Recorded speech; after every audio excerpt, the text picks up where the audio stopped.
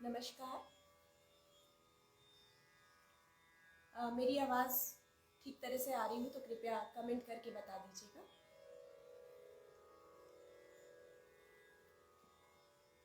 एक दो सेकंड का इंतज़ार कर लेते हैं ताकि हमारे साथ सभी लोग जुड़ जाएं।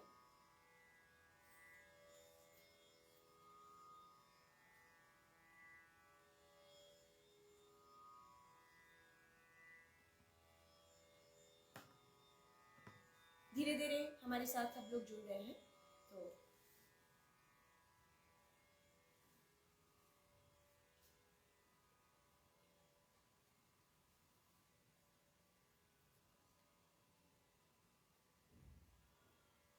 पुनः सभी को बहुत बहुत प्रणाम और नमस्कार। आज के इस कार्यक्रम में, जो कि कला प्रकाश और इंटेक के द्वारा आयोजित है, दोनों के संयुक्त तत्वावधान में आयोजित है, कार्यक्रम का नाम है आलाप। तो आलाप कार्यक्रम में जुड़े हुए हमारे सभी दर्शकों का मैं हार्दिक स्वागत और अभिनंदन करती हूँ।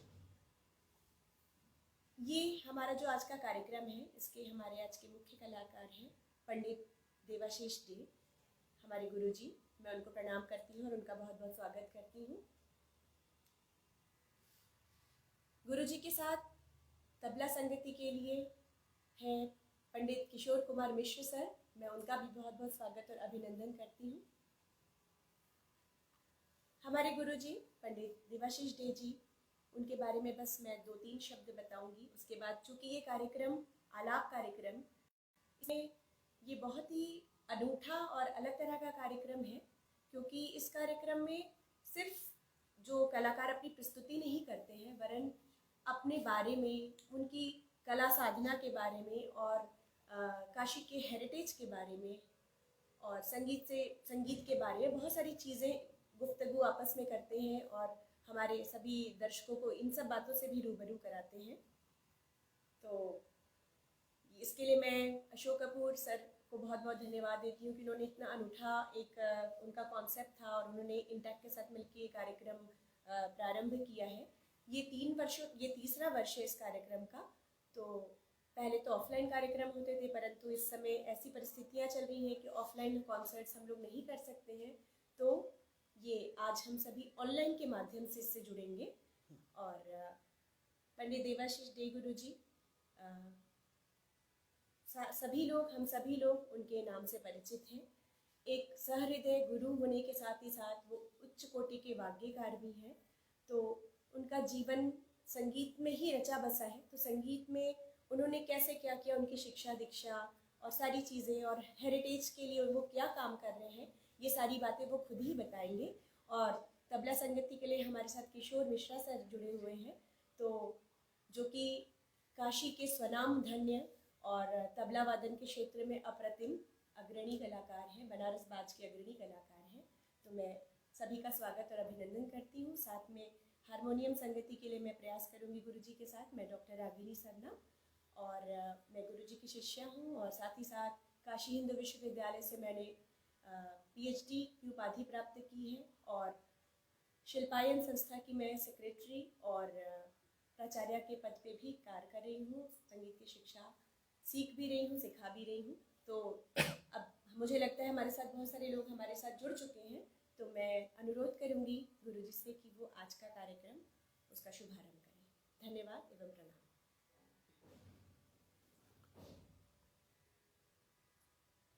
सभी संगीत प्रेमी जनों को मैं देवाशीष दे सादर नमस्कार। मैं अपने गुरुद्वय पंडित पशुपतिनाथ मिश्र एवं पंडित मुकुंद विष्णु कालविंद के चरणों में बारंबार प्रणाम करते हुए मैं आज कार्यक्रम प्रारंभ करना चाहता हूं। जैसे कि आपको विदित है, आलाप कार्यक्रम की रूपरेखा कुछ आम कार्यक्रमों से हटके संकल्पित की गई है। और इसमें एक कलाकार को, जो भी कलाकार है, उसको अपने बारे में कहने के लिए भी होता है कि वो अपने संगीत की शिक्षा दीक्षा के बारे में, जो भी यात्रा है उसके बारे में कुछ थोड़ा बहुत विस्तार से तो नहीं कह सकते क्योंकि समयाभाव है, कुछ स्वल्प वर्णन दे सके और तत्पश्चात प्रस्तुति। तो मैं सर्वप्रथम प्रारंभ करता हूं आज के जो आयोजक द्वय हैं, इंटेक संस्था, जो कि भारतीय संस्कृति, विरासत और थाती, इन सब को किस प्रकार से सहेज के रखा जाए, ये एक बहुत बड़ा चुनौतीपूर्ण कार्य है जिसका बखूबी वो अंजाम दे रहे हैं। और इसका बनारस चैप्टर तो इस मामले में बहुत ही आगे है। और यहाँ के काशी की संस्कृति, काशी की जो परंपरा है, महान परंपरा है, गौरवमयी परंपरा है, यहाँ की जो विरासत है उसको सहेज के रखने की, संजो के रखने के लिए काफ़ी प्रयास करना पड़ता है क्योंकि ये एक साधारण सा शहर नहीं है, ये बनारस है। और इस बनारस को उस ढंग से सहेज के रखना, उसकी परंपरा को सहेज के रखना, उसकी संस्कृति को, और साथ में पुरातत्व को, साहित्य को, कितनी सारी चीज़ें हैं। काशी कोई ऐसी वैसी नगरी नहीं है। आप जानते हैं कि महान वैज्ञानिक शांति स्वरूप भटनागर जी, जो कि जिनके नाम से भारत में विज्ञान का एक सर्वोच्च पुरस्कार भी है, प्रतिवर्ष महान वैज्ञानिकों को दिया जाता है। उस महान वैज्ञानिक ने अपने एक लेखनी से इतने सुंदर शब्द गढ़े थे एक कविता के रूप में, मधुर मनोहर अतीव सुंदर यह सर्व विद्या की राजधानी। अब ये सर्व विद्या की राजधानी क्यों उन्होंने कहा है?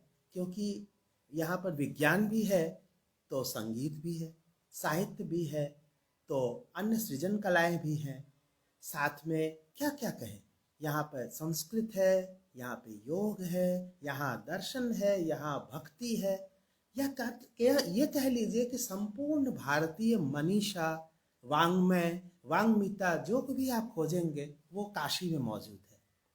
और सिर्फ मैं इतनी सारी बातों को एक साथ सहेज नहीं सकता, समेट नहीं सकता। मैं सिर्फ इतना कह रहा हूँ कि इंटेक इसके लिए अत्यंत प्रयासरत है कि वो इस विरासत को और इस थाती को सहेजे और उसको आगे के पीढ़ी के लिए बिल्कुल सजा के रखे और उसको बना के रखे। ये बहुत ही चुनौतीपूर्ण कार्य है। दूसरी ओर आज के आयोजक, द्वितीय आयोजक है कला प्रकाश। कला प्रकाश के श्री अशोक कपूर जी के नेतृत्व में जो संगीत के क्षेत्र में जो कार्य हो रहा है उसका कोई दूसरा उदाहरण बहुत आसानी से नहीं मिल सकता है। मैं स्मरण कर सकता हूँ, श्री अशोक कपूर जी ने जब कला प्रकाश के इस वर्तमान कलेवर को जब पुनरुज्जीवित किया और इसका एक ओर से कह लीजिए कि इस जो यात्रा है और ये जो आंदोलन है इसका जो प्रारंभ किया, ये सन 1999 की बात है। और मुझे इसलिए भी अधिक स्मरण है और बहुत मैं आनंदित होता हूँ ये देख करके, क्योंकि उस पहले पड़ाव का जब प्रारंभ हो रहा था तो मुझे ही गायन प्रस्तुत करने का अवसर मिला था। महमूदगंज के रमन निवास पर एक बहुत ही मैं क्या कहूँ, ऐसी वर्षा, बारिश, इतनी भयंकर बारिश हो रही थी, उसमें राग मेघ और साथ में मेघ की गर्जना और साथ में भयंकर बारिश, वो शुरुआत का दिन मैं कैसे भूल सकता हूँ। वो कला प्रकाश के इस प्रारंभ को जैसे लगता है भगवान ने भी अपने संपूर्ण जल वर्षण से सिक्त कर दिया था, सिंचित कर दिया था, अभिसिंचित कर दिया था। उस दिन से लेकर के मैं कला प्रकाश के इस पूरी यात्रा में जो संभवतः 21-22 साल हो रहे हैं, पूरे 22 साल तक मैं इसको बहुत ही साथ में और बहुत ही कपूर साहब के नज़दीक रह करके मैंने इसको किया है। और प्रारंभ के दिनों में मुझे कई बार याद है कि कपूर साहब को इतनी सारी चुनौतियों का सामना करना पड़ता था, जिसका वो बखूबी निर्वाह करते रहे धैर्य के साथ।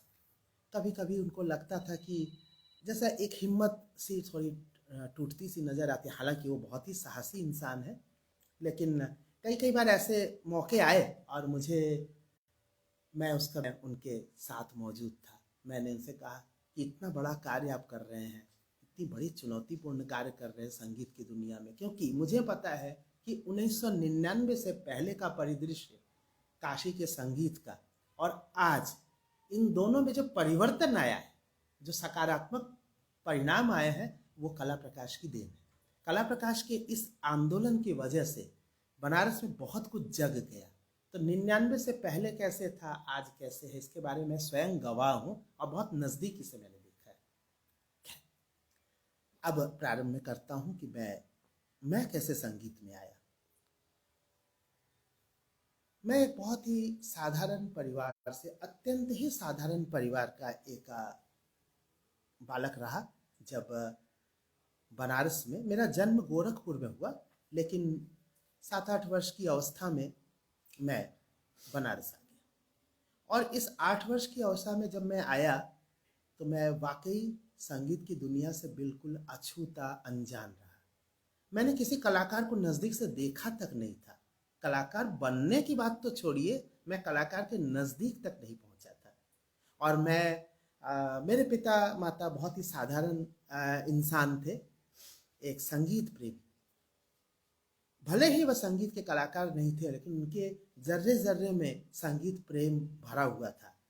संगीत सुनते ही वे एकदम समझिए कि पागल हो जाते थे। उनको संगीत सुनने का उनकी ललक थी, लेकिन कहाँ सुने, किधर जाएं, कुछ उनको बहुत पता नहीं था, क्योंकि वो बहुत ही साधारण इंसान थे। तो मुझे याद है कि स्थानीय रामकृष्ण मिशन जो लक्सा पे है, वहाँ पे धार्मिक आयोजनों में हम जाया करते थे। तो मालूम चला कि आज किसी बड़े कलाकार का गाना है, कौन है, कैसे है, कुछ भी नहीं पता था। जाते थे तो कभी पंडित महादेव प्रसाद मिश्र जी का गायन सुनते थे, फिर एक बार ऐसे ही और लोगों के भी कुछ कुछ गायन वहाँ सुनने को मिल जाते थे। मूलतः भक्ति संगीत होता था, लेकिन राग संगीत था। इस राग संगीत से पहली बार मुझे साक्षात्कार का यही अवसर मिल पाया था, मात्र इतना ही। वहीं पर एक बार 2 भाई, उनका कार्यक्रम था, और जिस तरह से जोश के साथ और जितनी परिपक्वता के साथ, जितनी गहराई के साथ उन्होंने वहाँ पे प्रस्तुति दी, समझिए कि एक एक रोआ खड़ा हो गया। बाद में मालूम चला कि वे बनारस के मूर्धन्य कलाकार मिश्र बंधु पंडित अमरनाथ मिश्र जी और पंडित पशुपतिनाथ मिश्र जी थे। मन तो बहुत अंदर से व्याकुल हो गया, बेचैन हो गया, लेकिन कहाँ जाए, किनसे कहें, किधर उनसे मिले, इतना साहस भी नहीं था। और न तो इतने बड़े किसी ने सपने ही देखे थे। लेकिन शायद भगवान को यही मंजूर था। एक बार मालूम चला कि मेरे पिता रेलवे में साधारण कर्मचारी थे, तो रेलवे के कर्मचारियों के लिए एक छोटा सा स्कूल खुला। स्कूल क्या खुला कि उनके कर्मचारियों के वेलफेयर के लिए एक छोटा सा स्थान बना, जिसमें मालूम चला कि बनारस के पंडित पशुपतिनाथ मिश्र जी वहाँ पे शिक्षा देंगे। मेरे पिताजी वहाँ मुझे ले गए, और वो जो सिलसिला चला, गुरुजी ने मुझे अपना लिया। उन्होंने मुझे अपने पास बुला लिया। क्या, कहाँ रहते हो? बोले रामापुरा में रहता। अरे वो तो मेरे घर के बगल में, वहाँ आ जाओ। और बस यहीं से शुरुआत होगी उनके पास शिक्षा दीक्षा की। लेकिन ललक के साथ एक अंदर कुछ बीज रहा होगा, जिसको मेरे उत्साह और मैं अब कह सकता हूँ कि समर्पण के साथ, एक डेडिकेशन के साथ, एक भक्ति के साथ मैंने संगीत को अपनाया। और वो संगीत का वो दिन था, उसके बाद से मैं किस प्रकार से एक जद्दोजहद के साथ, एक चैलेंज के साथ, एक चुनौती के साथ, कुछ करने की इच्छा के साथ आगे बढ़ता गया। और जैसे सब आगे बढ़ते जाते हैं, मौके, रास्ते खुलते चले जाते हैं। ऐसे करते करते करीब 9 साल तक मैं उनके पास, उनके चरणों में बैठ के बहुत कुछ सीखा, या जो कुछ सीखा वो उन्हीं का। बाद में इसी संगीत यात्रा के कई पड़ाव में मुझे पंडित मुकुंद विष्णु काल्विन जी कई जगह उनसे सुनने का मौका मिला। मुझे लगा कि कुछ विद्या इनसे मिल जाती तो मेरे लिए बहुत ही सौभाग्य की बात होती। और मैं कैसे कैसे, वो भी एक अलग गाथा है, मैं पहुंच गया उनके पास। पंडित मुकुंद विष्णु कालविन जी, जैसा मैंने पहले बताया कि पंडित पशुपतिनाथ मिश्र जी वे पंडित महादेव प्रसाद मिश्र जी के शिष्य थे। पंडित महादेव प्रसाद मिश्र जी पंडित बड़े रामदास जी के शिष्य, यानी वो बनारस घराने की सबसे जो महान परंपरा गायन की है। बनारस घराने में कोई एक दो परंपरा नहीं, कई परंपराएं हैं, लेकिन ये बहुत मजबूत सशक्त परंपरा है। इसी से बनारस घराना जाना जाता है, पंडित बड़े रामदास जी की परंपरा, वहीं से मुझे जोड़ने का मौका मिला। इसके बाद जब मैं पंडित मुकुंद विष्णु कालविन जी के पास पहुंचा तो मुझे ज्ञात हुआ कि वे पंडित श्री कृष्ण नारायण रातंजनकर जी के शिष्य हैं, और इससे पहले उन्होंने पंडित राजा भैया पूछवाले जी से शिक्षा प्राप्त की है। तो आप समझ सकते हैं कि पूछवाले साहब जो हैं वो ग्वालियर घराने के स्तंभ रहे हैं, और रातंजनकर जी आगरा घराने के स्तंभ। तो अगर घराने की बात करें तो मुझे बनारस घराने का आधार मिला, और उसके साथ साथ दो और मजबूत पावे मिले, आगरा घराने के और ग्वालियर घराने के। तो इन तीनों घरानों का समावेश मेरे गायन में होता गया, और मैं एक खुले दिल वाला इसलिए बन सका गायक क्योंकि मेरे गुरुद्वय बहुत खुले विचारों के थे। उन्होंने किसी बंद छोटे से चौखट में जाके सोचा नहीं कभी, उन्होंने उदार थे, उनका हृदय वास्तविक रूप से उदार था। आज के ज़माने में इस तरह के उदाहरण मिलने मुश्किल हो जाते हैं, जो कि बुला करके कहते थे कि बेटा इसको भी सीख लो, बेटा ये भी ले जाओ। यहाँ तो उस ज़माने में लोग मांगते रहते थे, घिसते रहते थे, और लेकिन कभी कभी नहीं भी मिल पाता था उदारता की कमी से। लेकिन उनकी बात छोड़ दी जाए तो मुझे सौभाग्य से दोनों गुरु बहुत उदार मिले। सिर्फ उदार ही नहीं मिले, उनके अंदर संगीत के सेवा के भाव थे। उन्होंने संगीत को मात्र जीविकोपार्जन या किसी प्रकार का एक अलग नाम कमाने का और यश कमाने का और साधन नहीं समझा, क्योंकि उन्होंने यही समझा कि संगीत को किस प्रकार से और आगे बढ़ाया जाए, हमारा संगीत कैसे और फैले, हमारा संगीत किस प्रकार से और महानता की ओर जाए। मेरा प्रयास छोटा हो सकता है, लेकिन हमारा काम, हमारा उद्देश्य छोटा नहीं है, उद्देश्य बहुत बड़ा है। तो मैं भी उनके इस बीजारोपण के कारण, मेरे अपने स्वभाव के कारण, मेरे परिवार से मिली हुई शिक्षा के कारण, मेरी माँ स्वयं बहुत अच्छी चित्रकार थी, मूर्तिकार थी, और चित्र और मूर्ति की एक कलाकार, उनकी बहुत सारी कलाकृतियाँ मेरे यहाँ, मैं जो शिल्पायन कक्ष में बैठा हूँ यहाँ मेरे घर में हर जगह मौजूद है। साथ में वे बहुत अच्छी अध्यापिका थी। एक छोटे से स्कूल में भले ही वह छोटी सी साधारण सी शिक्षिका रही, लेकिन उन्होंने बड़े काम को अपनाया और बड़े बड़े कामों को अपनाया, और साथ में अपने घर में बुला बुला के और लोगों को शिक्षा भी देते थे। उनके सिखाए हुए कई शिष्य आज कला के क्षेत्र में, मूर्ति कला के और चित्रकला के क्षेत्र में भी कुछ कर रहे हैं, और उन्होंने इसको सेवा के तौर पर आगे बढ़ाया था। यही उनके भाव थे जो मेरे अंदर आए। तो इसी भाव के कारण मैंने संगीत में सेवा कार्य को चुना। मैं न केवल गुरु जी से प्राप्त हुई चीज़ों को अपने विद्यार्थियों में देने का प्रयास करता हूँ, साथ ही उन्हीं लोगों की प्रेरणा से मैं तमाम नई नई चीज़ों को गढ़ करके हमारे संगीत को और समृद्ध करने के लिए, भले ही मेरा एक गिलहरी सा छोटा सा प्रयास जो राम सेतु बनाने में गिलहरी ने किया था, उतना ही प्रयास अगर मैं कर सका हूँ, लेकिन मैं कर रहा हूँ।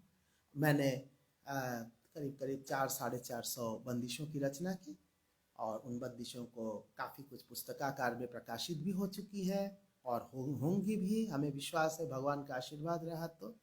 साथ में मेरे बहुत सारे विद्यार्थियों ने मेरा मस्तक ऊंचा किया है।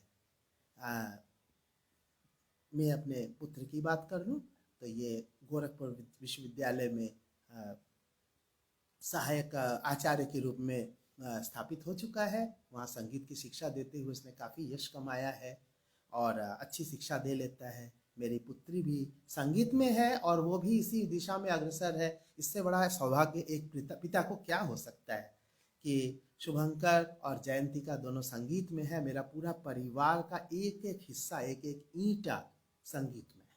इसमें कोई भी संदेह नहीं है कि हमारे परिवार में सिर्फ और सिर्फ संगीत है। इसमें बहुत कुछ श्रेय मेरी पत्नी श्रीमती सोनाली दे का है, जो एक पूरे परिवार को एक सूत्र में रखते हुए सब कुछ जिम्मेदारियों को संभालते हुए इस कार्य को कर रही है।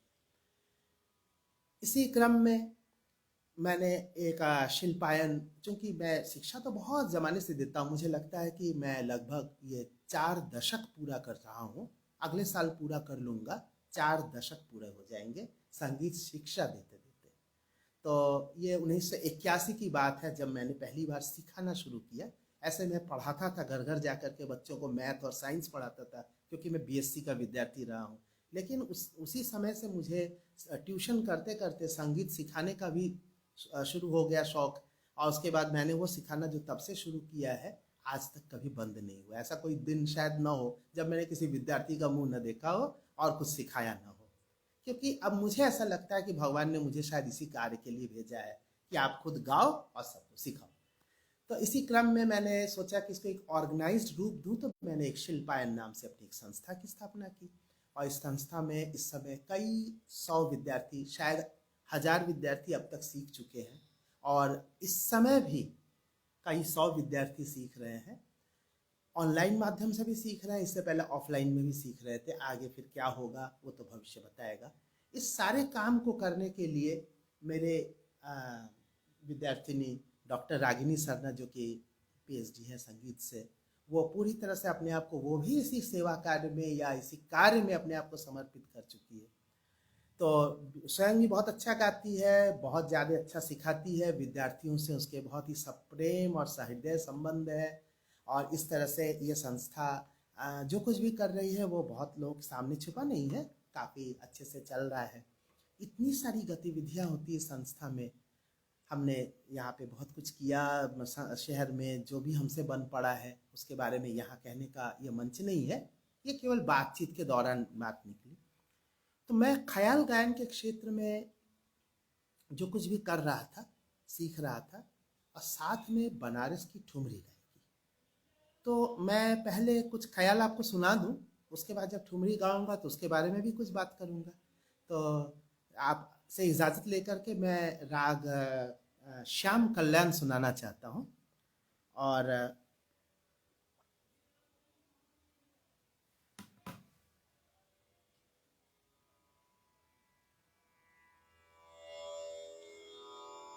राग श्याम कल्याण के चयन के पीछे भी एक कारण है, ऐसे ही मैंने अकारण इस राग का चयन नहीं किया है। पहली बात तो है कि राग श्याम कल्याण वो राग है जो मैंने अपने गुरु पंडित मुकुंद विष्णु काल्विन जी के चरणों में जब पहली बार पहुंचा सीखने के लिए, तो उन्होंने पहला राग सिखाया था। लेकिन इससे भी बड़ी बात है कि मैं अपनी पहली जो बंदिशों की प्रस्तुति मैं करूंगा वो विलंबित एक ताल में है। पहली रचना आलिरी पावसरी, ये रचना मुझे काल्विन जी से ही प्राप्त हुई। तत्पश्चात मैं एक मध्यलय ख्याल प्रस्तुत करूंगा, जो पावे माँ तेरा सहारा। ये मेरी अपनी रचना है। और अंत में मैं एक अद्भुत रचना प्रस्तुत करूंगा, शंकर शिवदानी भोलानाथ। ये रचना मुझे पंडित पशुपतिनाथ मिश्र जी से प्राप्त हुई, बनारस घराने की। तो मैं ये सोचता हूँ कि मैं एक ऐसा एक गुलदस्ता बनाऊं जिसमें मेरे पास जो भी शिक्षा दीक्षा प्राप्त हुई उसको मैं एक साथ समेट सकूं। आशा है आपको आनंद आएगा। और इसके बाद मैं ठुमरी प्रस्तुत करूंगा बनारस घराने की, और जो बनारस की गायकी है उसके विशेष के बारे में, और उस संबंध में संगीत के क्षेत्र में धरोहर को सहेजने में क्या हो सकता है इसके बारे में कुछ और बात करूंगा। फिलहाल राग श्याम कल्याण का आनंद।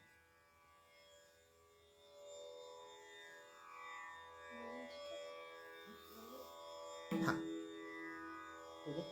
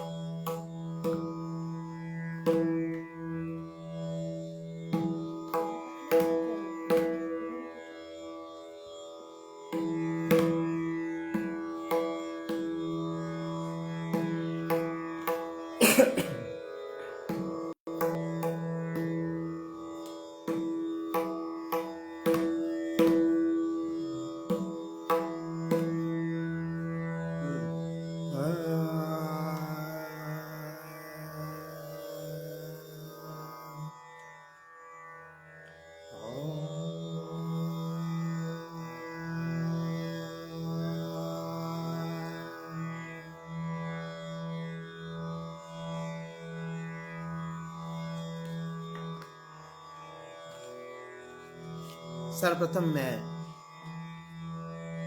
काशी के अधिपति भगवान शिव को एक श्लोक अर्पित करता हूँ और तत्पश्चात राग प्रस्तुत करता हूँ।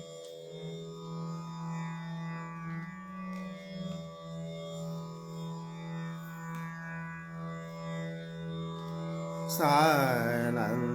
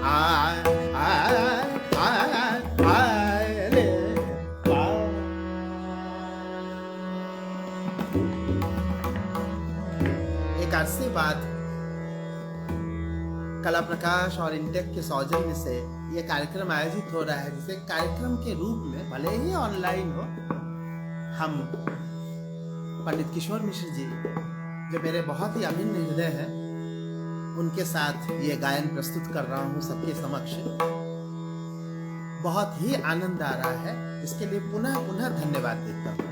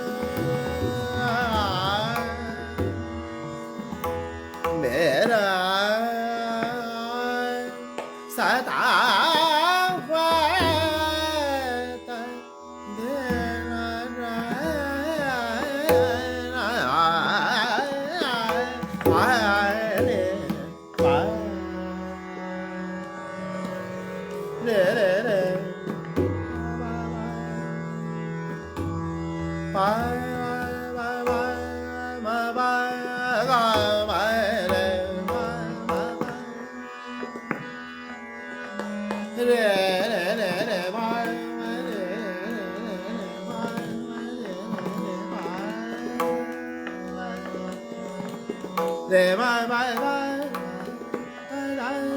ma ba ga ma re ma ba ga ma re sa ma ba re sa re sa re ma ba re sa re da ba ga ma re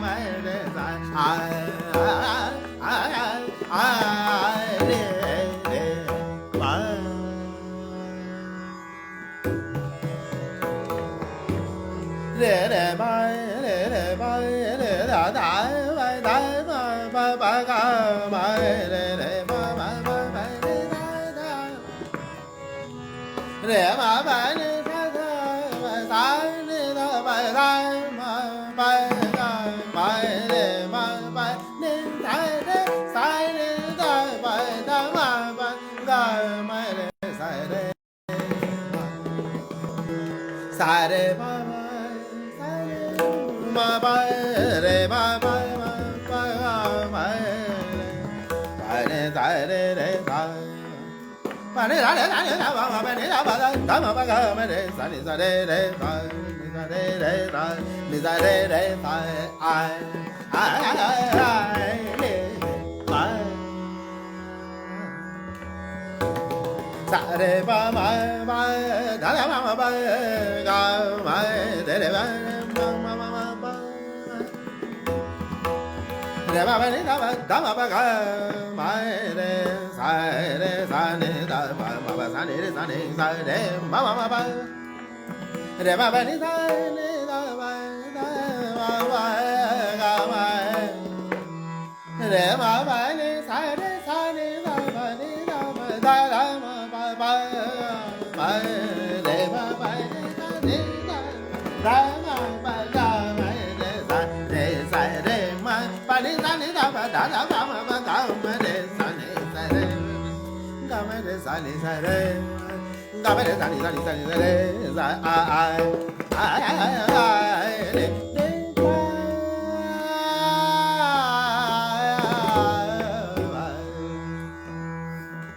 ba re sa ni da ba ma ba ni da ma ba ga ma re sa ni da ba ma ba da ni re ni sa re ba ma ba re ma re ba ma re ba ma re ba re ba ba ba ba ba da da ba ba ba ga ma re sa ni re ba ba re ba ba ni da re ba ba ni da ba da da ba ma ba ga ma re sa ni re ba ma ba ba re sa ni da ba ma ba sa ni da ba ma ba ni da ba da ma ba ga ma re sa ni re ba ba ni da ba ma ni da ma ni da ma ba ga ma re sa ni re sa ba re sa ni da ba ma ni da ma re ma da ma ba ga ma re sa ni re ma ba ga ma re sa ni re ba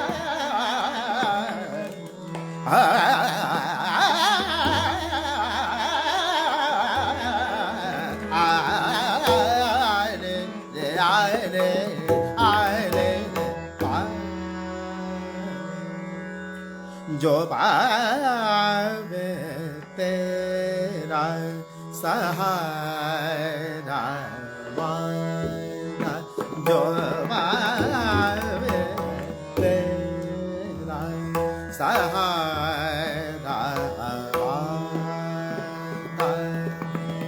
माना बिगाड़ सके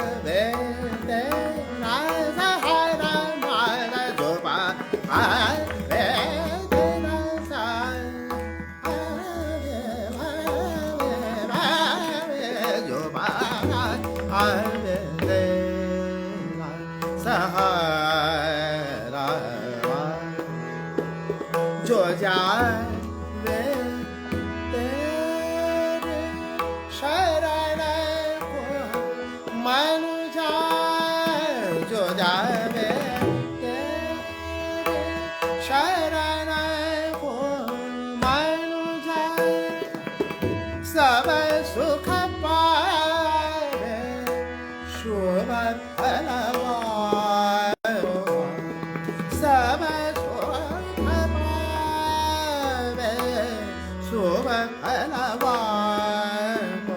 डुबावे तेरा सहारा मारा, कोई न बिगाड़ सके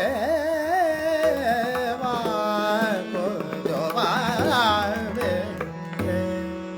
शंकर शिवदानी भोलानाथ, शंकर शिवदानी। पंडित बड़े रामदास जी की बहुत सारी अनूठी कृतियां हैं, गुरु जी से मुझे प्राप्त हुआ है। तो उसी में क्रम में जो बनारस घराने की विशेषताएं हैं, उसमें से एक बहुत बड़ी विशेषता है लय के साथ खेलने का। और हो भी क्यों ना, जहां जिस भूमि से बनारस बाज निकला है तबले का, वहां पे गायक कैसे अछूते रह सकते हैं। तो उन्होंने बड़ी सुंदर सुंदर ताल के साथ खेलते हुए, ताल के साथ एक विशेष स्वरूप कलेवर देते हुए ऐसी ऐसी अनूठी रचनाएं की कि जिसका एक दूसरा और समानांतर मिलना मुश्किल होगा। तो ऐसी ही एक रचना ये भी है, शंकर शिवदानी भोलानाथ, शंकर शिवदानी भोलानाथ, त्रिभुवन के ज्ञान विश्वनाथ, त्रिभुवन के ज्ञान विश्वनाथ, शंकर शिवदानी भोलानाथ,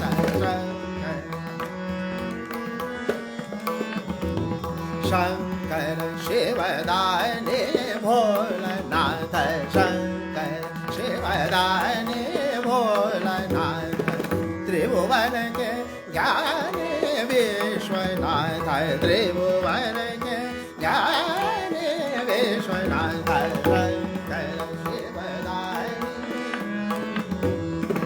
अखिलेश्वर विश्वेश्वर माहेश्वर प्रणतमाल रामदास, शरण आशुतोष शिवनाथ, शंकर। अखिलेश्वर विश्वेश्वर माहेश्वर प्रणतपाल रामदास, शरण आशुतोष शिवनाथ, शंकर शिवदानी भोलानाथ,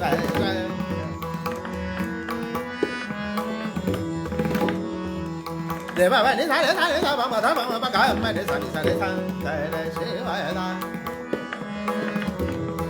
रे बाबा नि सा रे सा रे सा मा मा नि धा मा धा मा गा मा रे सा नि सा रे सा नि सा रे सा सा नि सा रे सा सा, शंकर शिवदानी भोलानाथ। पा रे सा रे नि सा रे धा मा मा सा नि धा मा नि धा मा गा मा रे सा नि सा रे गा मा रे सा नि सा रे गा मा रे सा नि सा सा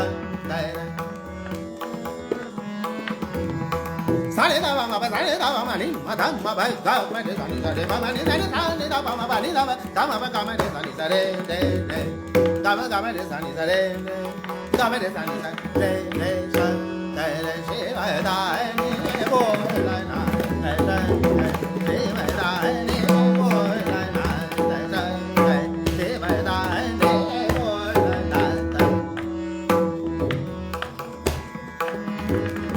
भोलानाथ शंकर शिवदानी भोलानाथ, शंकर शिवदानी भोलानाथ, शंकर भोलानाथ, भोलानाथ शंकर शिवदानी।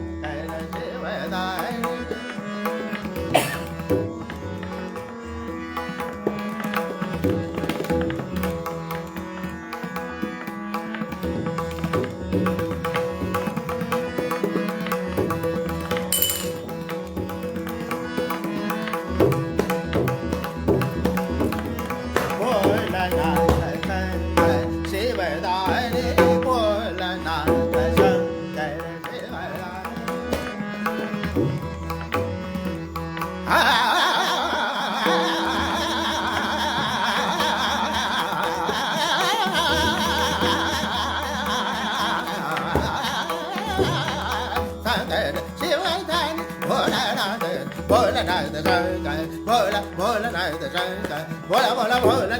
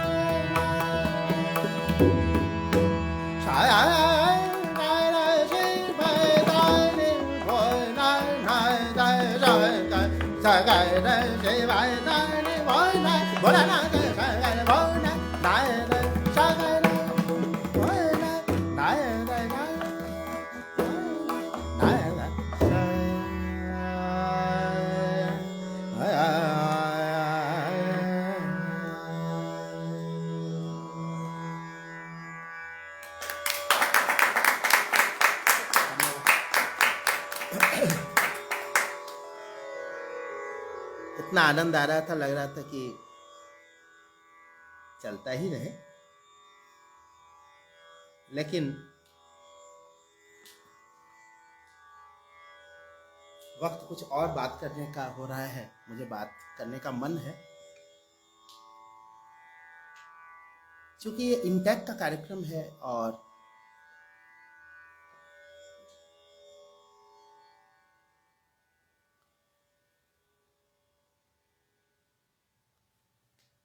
इंटैक्ट जिस प्रकार से काशी के संस्कृति के विरासत के अलग अलग आयामों को सहेजने के लिए अत्यंत स्तुत्य और सराहनीय प्रयास कर रहा है, इस संबंध में मुझे ठुमरी के बारे में कुछ कहने का मन हो रहा है। क्योंकि बनास घराना या बनारस, काशी शायद ही कोई ऐसी नगरी है जहाँ पे संगीत की इतनी सारी विधाएं एक साथ अपना गढ़ बना ली हो। ख्याल ज्ञान की बात के अलावा आप बनास बाज के तबले के बारे में तो पूरा विश्व, पूरा जहान इससे वाकिफ है। बनास के नृत्य के बारे में भी पता है, इसकी शैली अत्यंत खूबसूरत और एक विशिष्ट है। तो कहीं पर पखावज की भी अपनी एक अलग पहचान है। बनारस की पखावज की, ख्याल की भी है। लेकिन इन सारी विधाओं में और भी बहुत सारी चीज़ें हैं, लेकिन इन सारी विधाओं में अगर किसी का नाम बहुत ज़्यादा अचरज भरे निगाह से देखा जाता है, अचरज मैं कह रहा हूँ, आश्चर्यजनक, वो है बनारस की ठुमरी का। ठुमरी का जिक्र आते ही संगीत प्रेमियों की जैसे बाँछें ही खिल जाती है। मैं सभी भारत के अन्य शहरों में भी कार्यक्रम प्रस्तुत करने गया, और जब भी मैंने कहा कि अब बनारसी ठुमरी, तो लोग बिल्कुल व्याकुल हो जाते, बेचैन हो जाते कि आहा क्या बात है।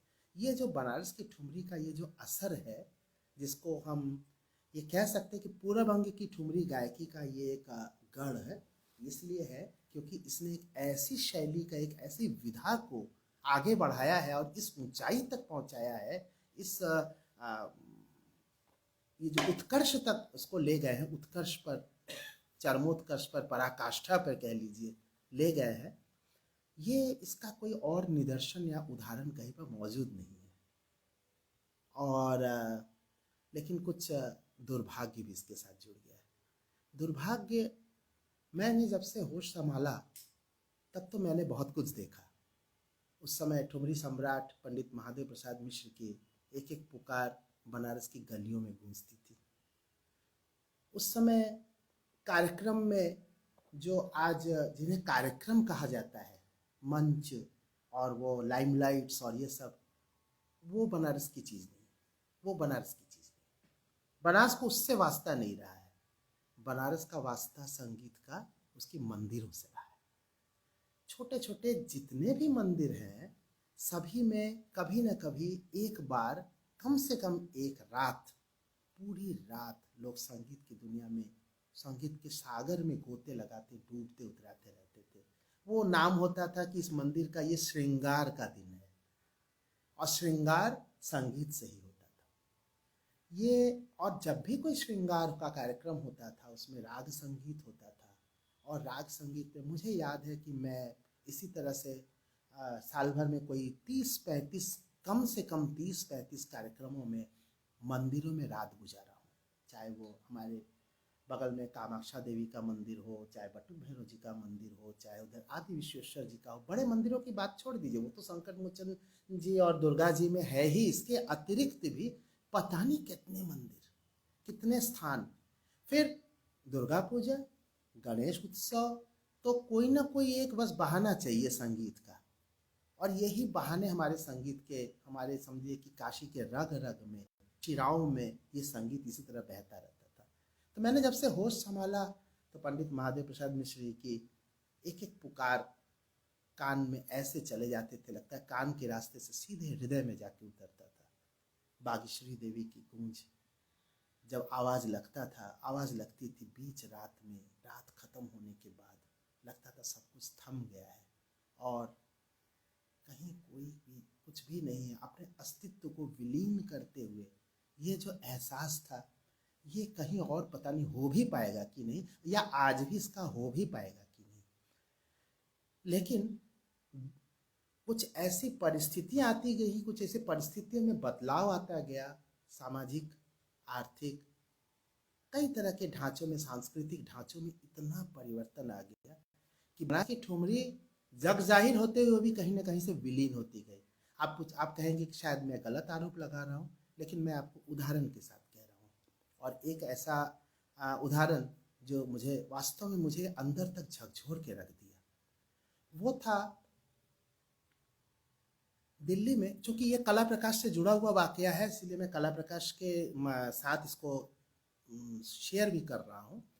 कला प्रकाश के साथ जुड़ा हुआ इसलिए मैं कह रहा हूँ कि एक दिल्ली की संस्था है VSK बैठक, उन्होंने पूरब अंग की ठुमरी गायकी को उठाने के लिए और उभारने के लिए, उसको पूरे भारत में से खोज के उसका निचोड़ निकालने के लिए, उसको स्थापित करने के लिए एक ऐसी मुहिम छेड़ी जिसका कोई दूसरा उदाहरण नहीं है। तो ये अलग अलग शहरों में हुआ है। बनारस में जो कुछ भी है वो कला प्रकाश के साथ हुआ।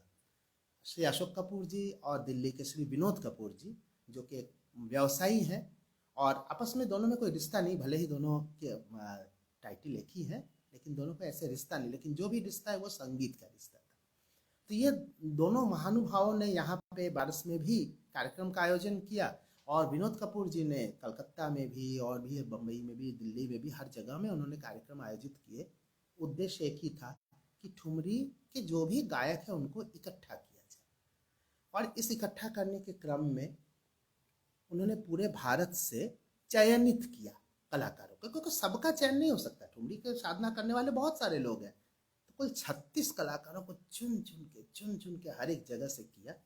बनारस के कलाकार भी थे, बाहर के भी थे, हर कलकत्ता के भी थे, आगरा लखनऊ के भी थे, उधर कहाँ मैं कहूँ, बम्बई पूना, जहाँ जहाँ से भी उनको मिले कलाकार, उन ठुमरी गायकों को उन्होंने इकट्ठा किया। 36 कलाकारों में से जब उन्होंने हर जगह कार्यक्रम किया तो उसमें से कुछ और भी एक छोटी सी संख्या को उन्होंने छांटा, उसमें 12 कलाकार थे।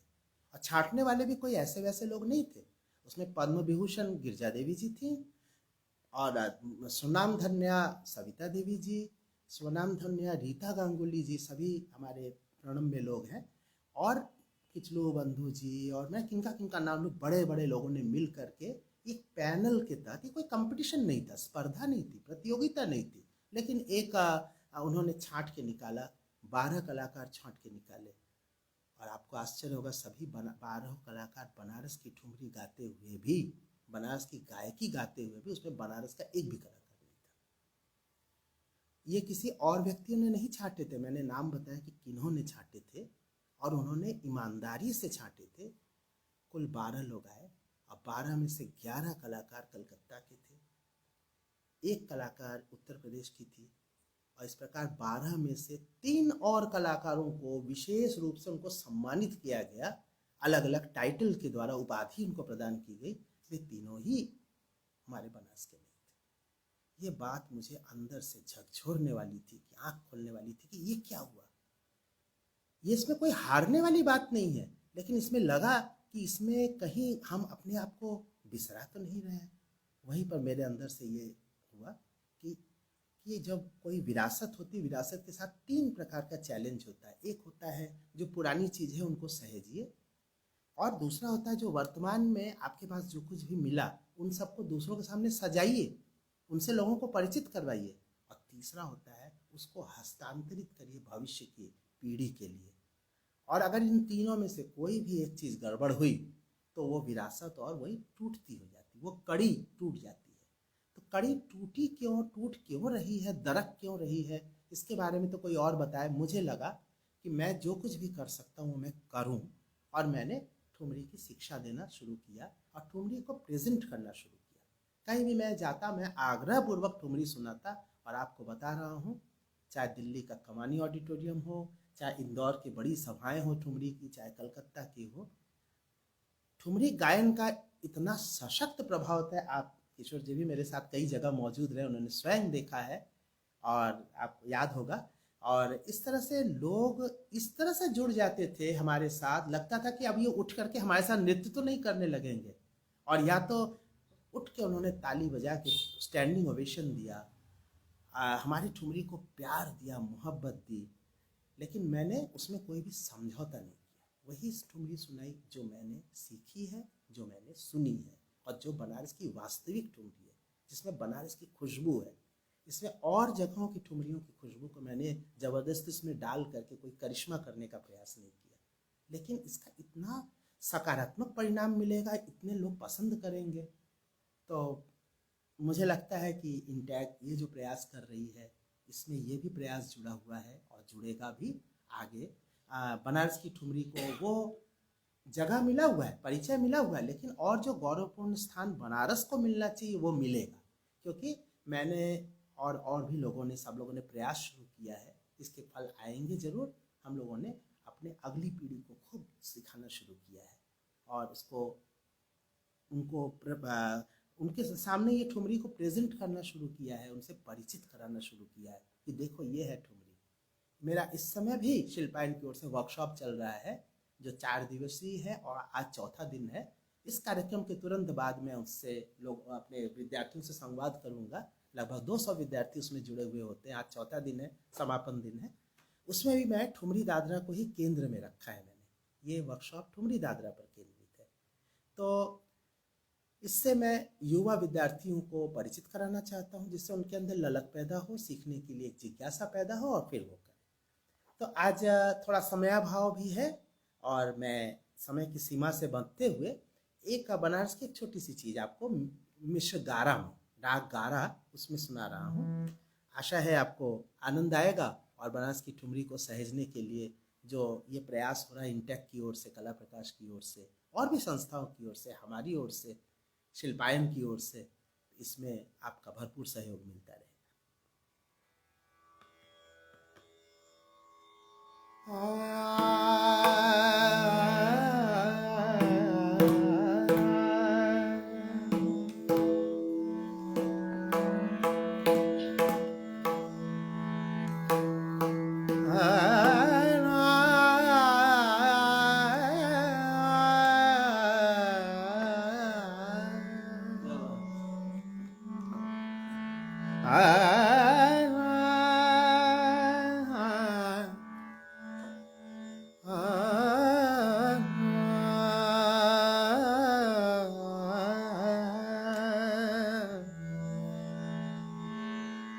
देखो जलाला, देखो देखो देखो देखो जलाला लाला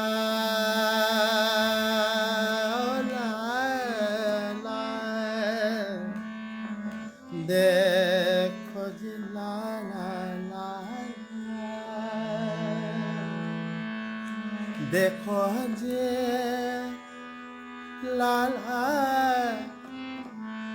देखो जी ला ला, देखो जी ला ला,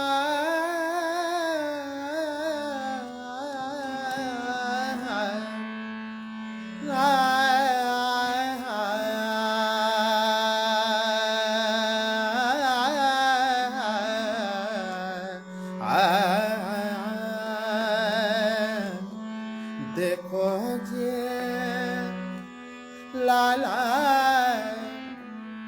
लाला,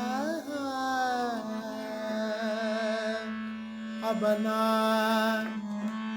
अबना अबना अबना, देखो जी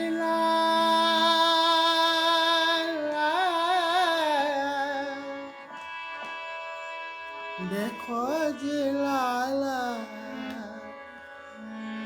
देखो जी लाला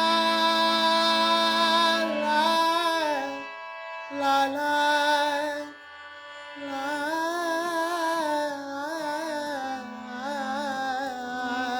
लाला, देखो जी लाला, अबना होंगे तोरे गारे, देखो लाला, अब ना सब होंगे तोरे गारे, देखो लाला, अब ना सब होंगे तोरे गारे,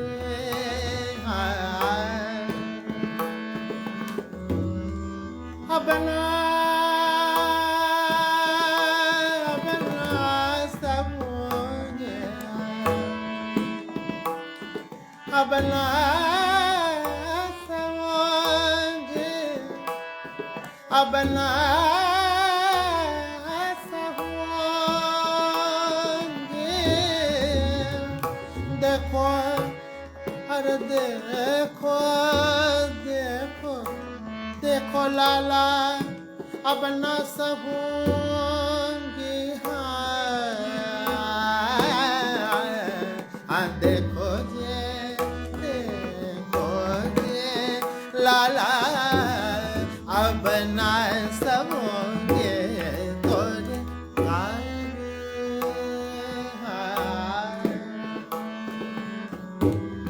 अब ना सबोंगे,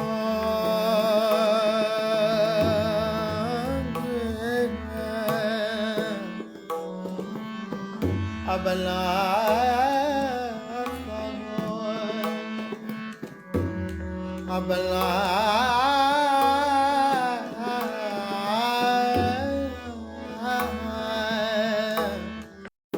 ये दादरा कह लीजिए या ठुमरी कह लीजिए, इसके बीच का है। समय के कारण मैंने इसका चयन किया, जिससे कि थोड़ा छोटी में मैं बनारस की ठुमरी का एक परिचय करा सकूं।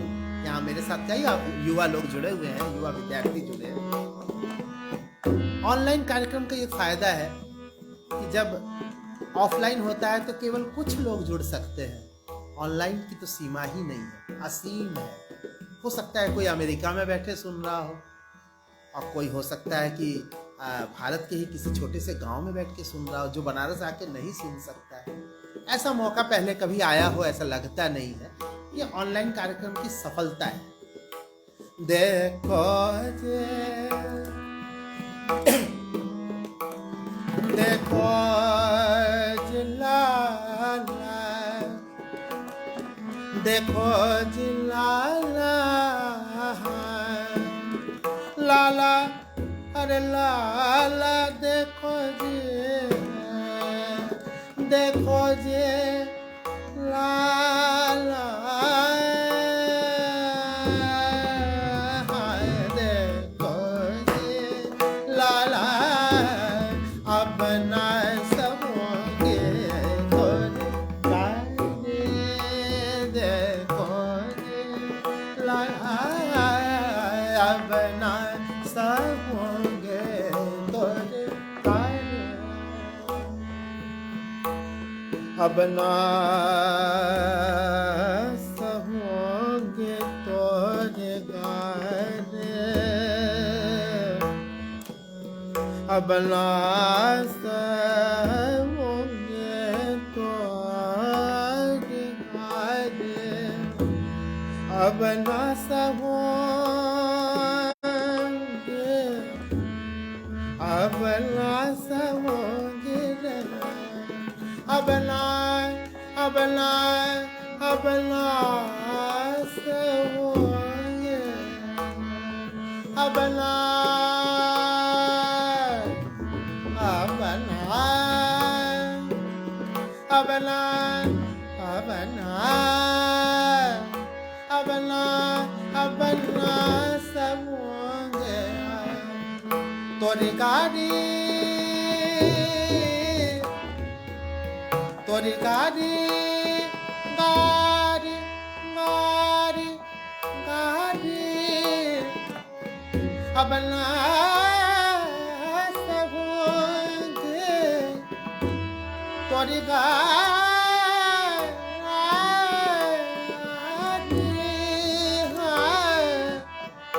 अब ना सबोंगे तोरी गाड़ी, गाड़ी, गाड़ी, देखो जी, लाला, अब ना सबोंगे तोरे गाड़ी, देखो जी, लाला, अब ना सबोंगे तोरे गाड़ी,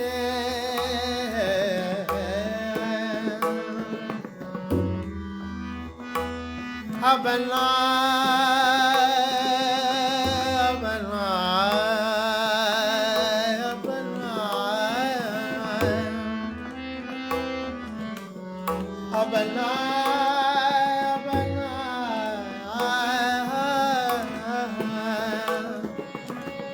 अब ना, अब ना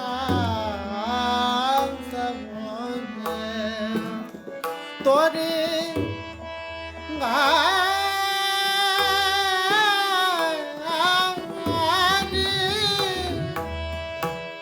देखो जी, लाला, अरे लाला हो,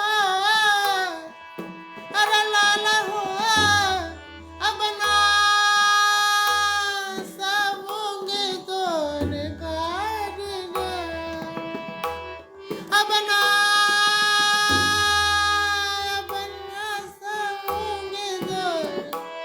करे रे देखो जी लाला अब ना सबूंगी तोरे गाये देखो जी हाँ देखो जी देखो जी देखो जी देखो जी हाय हाय देखो जी लाला अब ना सबूंगी तोरे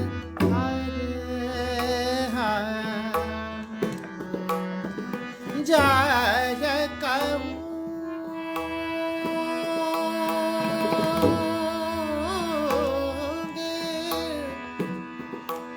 जय कहूँगी जय जय जय कहूँ जय कहूँ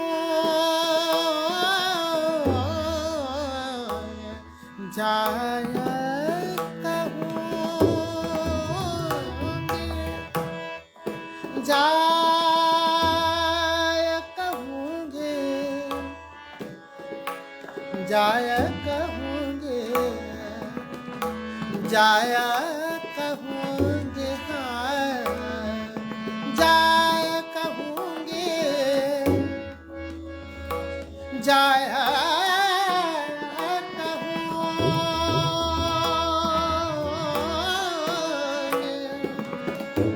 जसोदा रानी से जसोदा रानी से अरे जसोदा रानी से जय कहूँगी जय कहूँगी जय कहूँगी जसोदा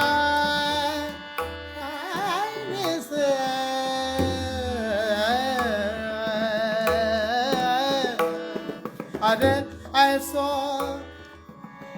अरे ऐसो कैसो है अनार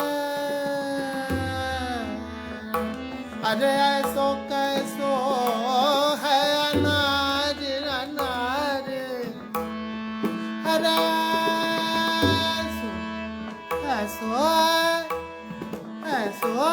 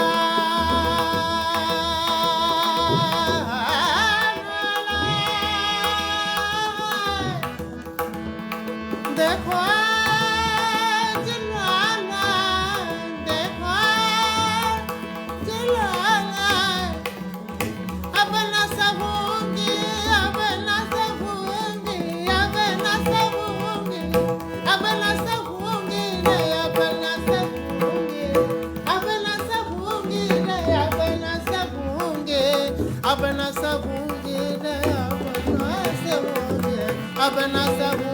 रे अब न सहूंगी देखो ये लाला अब ना सहूंगी तोरे गाने देखो ये लाला अब ना सहूंगी तोरे गाने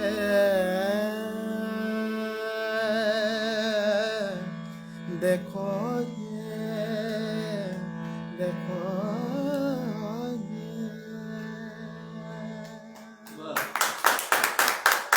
बहुत धन्यवाद।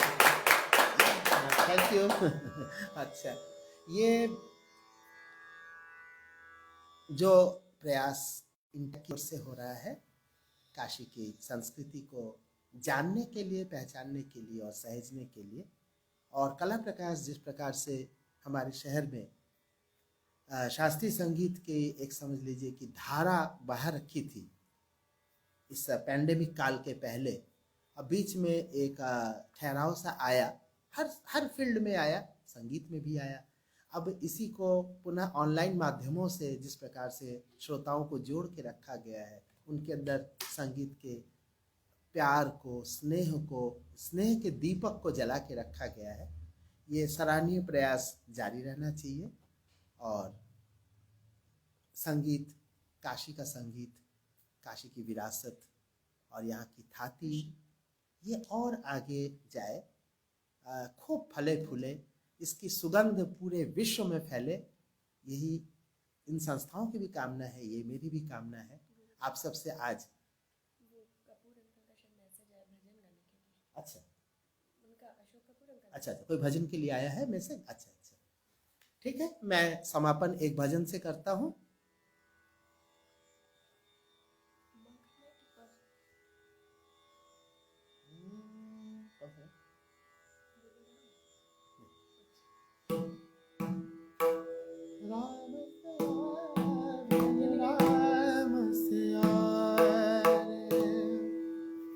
जैसा कि आग्रह श्री अशोक कपूर जी का आया है कि एक भजन से समाप्त करूं, ये भजन भी काशी के लिए एक विशिष्ट है, मेरे अचानक से ध्यान में आया।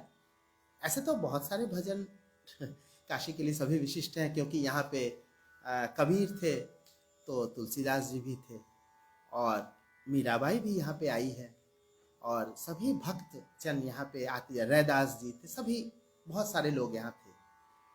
इसी क्रम में एक महमूदगंज के एक बहुत बड़े रईस थे, बनारस में रईस, काशी के रईस बहुत फेमस हुआ करते, उनका किसी कारण से, ज्योतिषीय कारण से, धार्मिक कारण से उनका प्रवास अयोध्या हो गया और वे वापस कभी नहीं आए।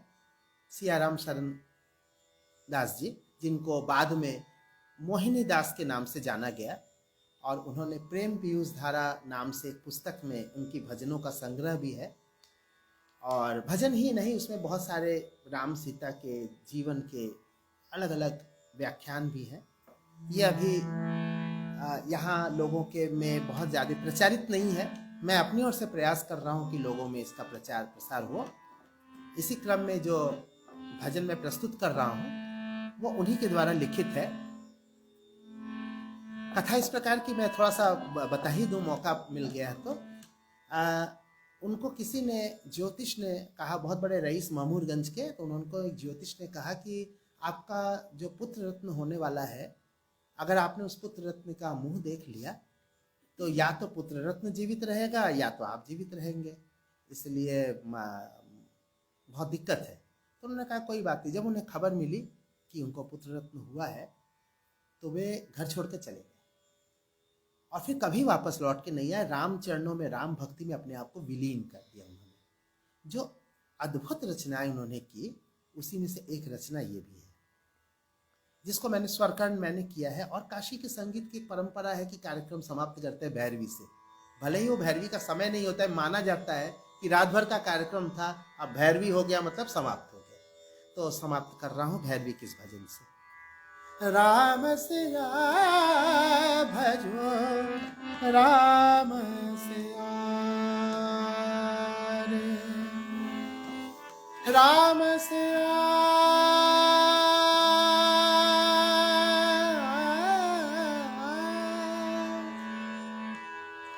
राम सिया भजो, राम सिया रे, राम सिया रे, राम सिया भजो, राम सिया रे, राम सिया भजो, राम सिया रे, राम सिया भजो, राम सिया रे, होता तरन तारन नरत ही छिन होत तरन तारन नर यही छिन जो भूले हूँ प्रभु नाम लिया रे राम सिया जो भूले हूँ प्रभु नाम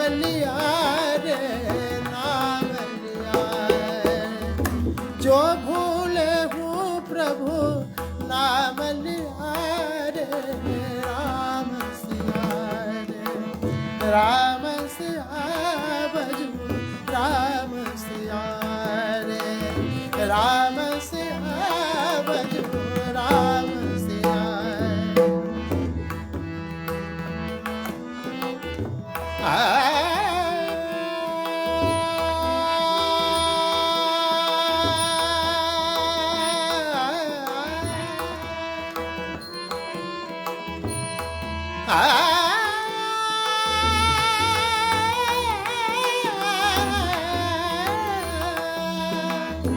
राम राम राम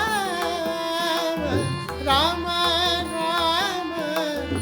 राम राम राम सिया रे राम सिया भजो राम सिया रे राम सिया भजो राम सिया जेहि पर रीझो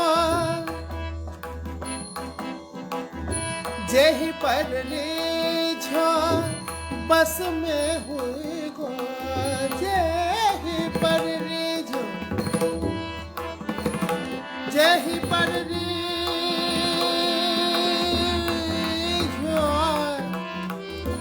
जेहि पर रीझो जेहि पर रीझो जेहि पर रीझो बस में हुई गो जेहि पर रीझो बस में हुई गो जेहि पर खींचो सुमति दिया रे राम सिया रे जेहि पर खींचो सुमति दिया रे राम सिया रे राम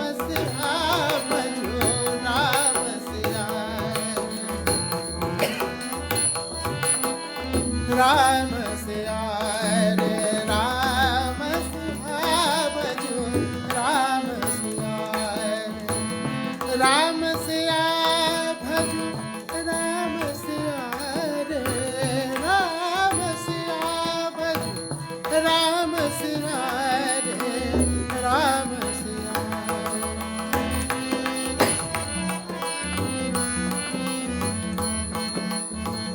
मोहन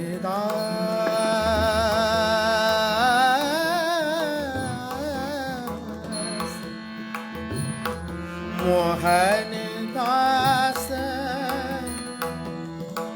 मोहन दास मोहन दास मोहन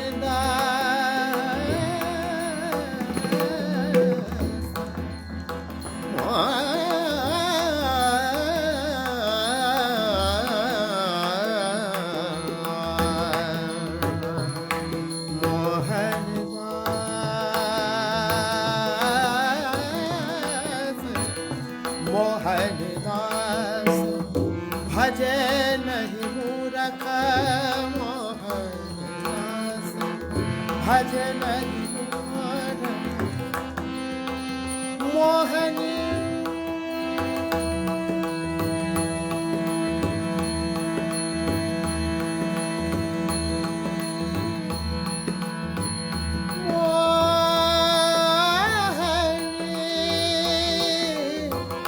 मोहन दास भजन मूरख मोहन दास भजन मूरख तो तू स्वान स्वान समान जिया रे राम सिया रे।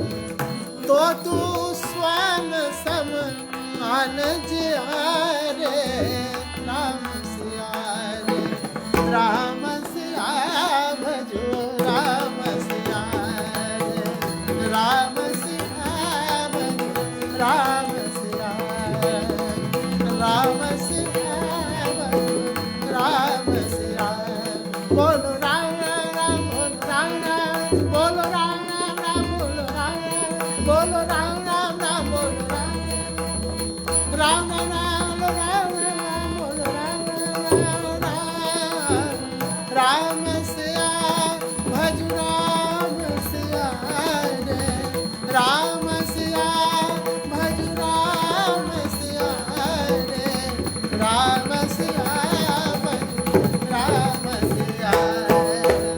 राम सिया भज राम सिया रे। राम सिया राम सिया।